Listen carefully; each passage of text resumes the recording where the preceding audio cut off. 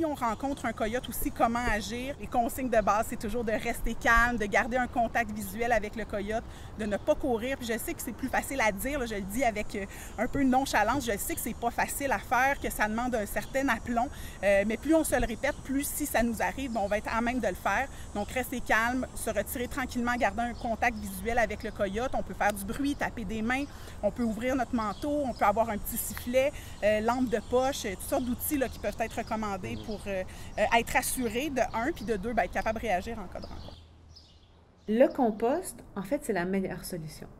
Parce que le bac brun, c'est le bac qui est le mieux fermé. Il n'y a aucun animal qui est capable d'ouvrir le bac brun.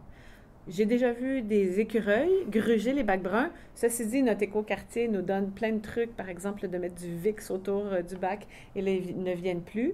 Mais aucun coyote, ni raton, ni moufette n'est capable d'ouvrir un bac brun. Et le fait que toutes les matières organiques alimentaires se retrouvent dans le bac brun qui est scellé, c'est la meilleure chose qu'on peut faire à Montréal. Et partout, en fait, dans les autres villes. Et d'ailleurs, les meilleures pratiques, c'est ça. Les meilleures pratiques, c'est de rendre toutes les poubelles qui sont intéressantes pour les animaux dans des contenants scellés. L'autre dossier sur lequel on travaille, d'ailleurs, il y a un comité qui travaille là-dessus de manière précise, mais moi, j'y travaille aussi depuis plusieurs mois, c'est les poubelles sur le domaine public.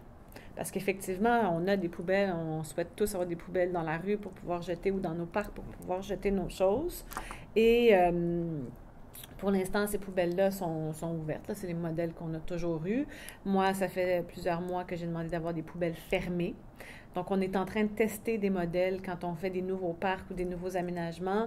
L'arrondissement ici, on achète des poubelles qui sont fermées avec des petites entrées.